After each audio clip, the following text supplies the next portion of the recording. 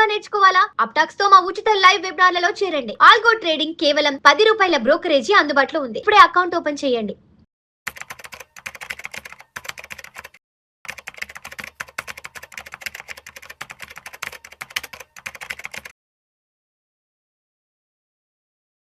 Suman TV ప్రేక్షకులకు స్వాగతం. నేను doctor Anil Kumar Bachchu, certified financial ప్లానర్ని, ఆంఫీ రిజిస్టర్డ్ మ్యూచువల్ ఫండ్ డిస్ట్రిబ్యూటర్ని కూడా. రీసెంట్గా నేను ఒక క్లయింట్ని కలిశాను. వాళ్ళకి చాలా మంచి శాలరీ ఉంది. ఇద్దరు హస్బెండ్ వైఫ్ కలిపి 4 లక్షల శాలరీ ఉంది. బట్ కొన్ని క్వశ్చన్స్ అడిగాను. ఆ తర్వాత తెలిసింది ఏంటంటే ఎటువంటి ఫైనాన్షియల్ బ్యాకప్, అంటే ఎప్పటికప్పుడు ఖర్చు చేసేస్తూ ఉన్నారు. కనబడడానికి అన్ని యాసెట్స్ కనబడుతూ ఉన్నాయి, దానికి తగ్గట్టే అప్పులు కూడా ఉన్నాయి. సో ఈ వీడియో ద్వారా చెప్పాలనుకుంటుంది ఏంటంటే, ఫస్ట్ థింగ్, మీరు మొత్తం చూస్తే తెలిసేది, ఎక్కువ శాలరీ ఉన్నంత మాత్రాన మీకు వెల్త్ ఎక్కువ ఉన్నట్టు కాదు. ఇది ప్రతి ఒక్కరికి రిజొనేట్ అయ్యే అంశము. చాలామందికి మీ సర్కిల్లో ఇలాంటి వాళ్ళని చూస్తూ ఉంటారు. అలాంటి వాళ్ళకి ఈ వీడియో తప్పకుండా షేర్ చేయండి. శాలరీ ఎక్కువ ఉన్నంత మాత్రాన వాళ్ళు వెల్తీ ఎక్కువ ఉన్న వాళ్ళు అన్నట్టు కానే కాదు ఇప్పుడున్న పరిస్థితుల్లో. సో మరి శాలరీ ఎక్కువ కూడా ఆర్థికంగా ఇబ్బందులు పడుతుంటే ఏం చేయాలి అనేది ఈ వీడియో ద్వారా తెలుసుకుందాము. ఫస్ట్ థింగ్, ఎగ్జాంపుల్ ఈ కేస్ స్టడీలో చూసుకుంటే వీళ్ళకి నేను చెప్పినట్టు 4 లక్షల వరకు ఇన్కమ్ ఉంది, కంబైన్డ్ వైఫ్ అండ్ హస్బెండ్ ఇద్దరికి కలిపి. ఓకే, బట్ ఆ లెక్కను చూస్తే it is a very good income. దాని తగ్గట్టు వాళ్ళు మంచి డబ్బులు సంపాదించి సేవ్ చేసి ఉండాలి. బట్ నేను అడిగిన క్వశ్చన్ ఏంటంటే, వాళ్ళకి ఇవాళ మీ నెట్వర్త్ ఏంటి, వాళ్ళ దగ్గర ఆన్సర్ లేదు.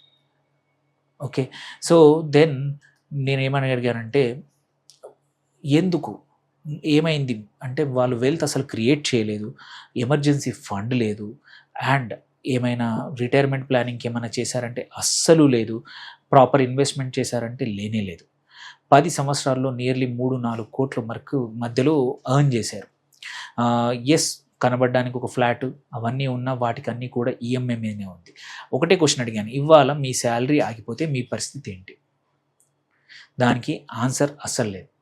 ఎందుకు అంటే, నువ్వు స్ట్రక్చర్డ్గా ఎమర్జెన్సీ సేవింగ్స్ లేకపోతే నీ శాలరీ ఆగిపోయిందంటే నువ్వు అప్పులు పైలప్ చేస్తూ ఉంటావు, ఈఎంఐలు కట్టాల్సిన పరిస్థితి వస్తూ ఉంటుంది.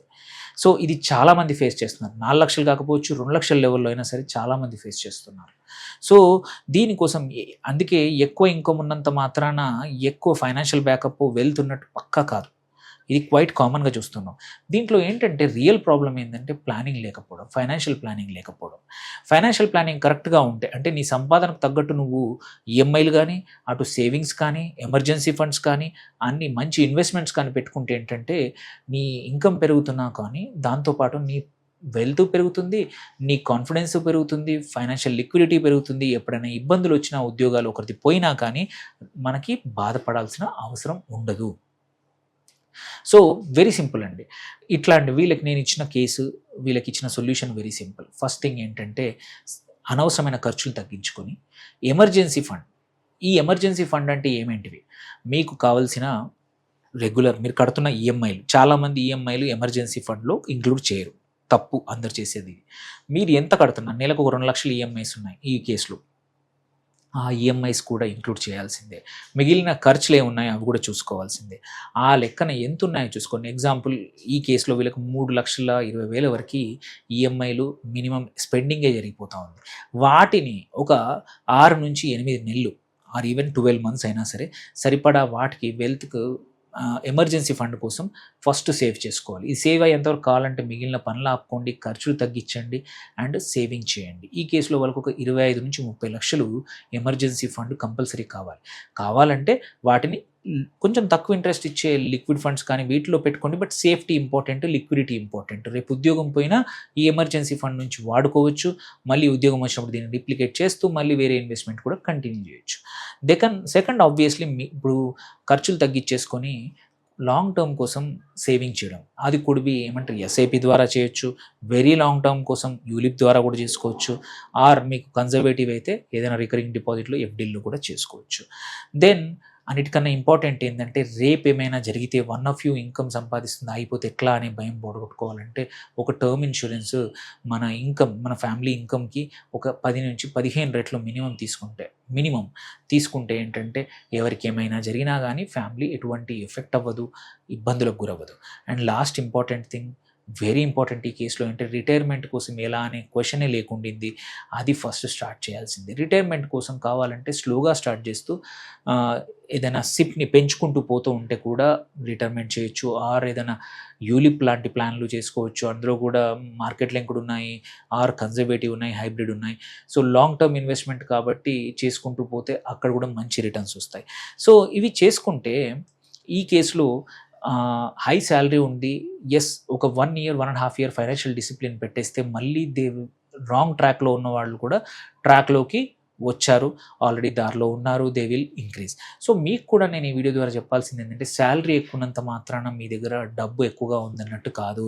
శాలరీ ఎక్కువ ఉంటే మీరు ఇంకెక్కువ సేవ్ చేయాలి, ఎక్కువ పర్సెంటేజ్ సేవ్ చేయాలి.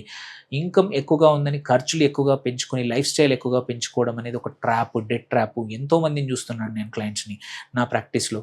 సో శాలరీలు ఎక్కువ ఉంటాయి, దాని తగ్గట్టే ఖర్చులు కూడా అంతే ఎక్కువ ఉంటాయి. సంబడి విత్ ₹1,00,000 ఎక్కువ సేవ్ చేస్తారు దాన్ 3 లక్షలు 4 లక్షల ఇన్కమ్ ఉన్నవాళ్ళు. ఎందుకంటే ₹1,00,000 ఉన్న వాళ్ళు రియాలిటీకి దగ్గరగా ఉండి ఖర్చులు అదుపులో పెట్టుకొని 20,000 30,000 40,000 సేవ్ చేసేవాళ్ళు చాలామంది ఉన్నారు. ఇక్కడ 4 లక్షలు ఉన్నాయి కదా అని చెప్పి లగ్జరీ కార్కి వెళ్ళిపోయి, లగ్జరీ విల్లాకి వెళ్ళిపోయి, లగ్జరీ వాటికి వెళ్ళిపోయి నీ దగ్గర లిక్విడిటీ పొడగొట్టుకుని ఎటువంటి సేవింగ్స్ లేకుండా ఆర్ ఫ్యాడ్ ఇన్వెస్ట్మెంట్స్ ఆర్ ఆప్షన్స్ లేకపోతే నలుగురు చెప్పారని వీటిలో ఇన్వెస్ట్ చేసి పొడగొట్టుకునే వాళ్ళు చాలామంది ఉన్నారు. సో అందుకే ఎక్కువ శాలరీ ఉన్న వాళ్ళు ఇంకా ఎక్కువ ప్లానింగ్ చేసుకోవాలి, ఇంకా ఎక్కువ జాగ్రత్తగా ఉండాలి. మీకు ఏమైనా క్వశ్చన్స్ ఉంటే మమ్మల్ని రీచ్ అవుట్ అవ్వండి. ఈ వీడియోని నలుగురికి షేర్ చేయండి. Thank you for watching. Signing off doctor Anil Kumar Bachu.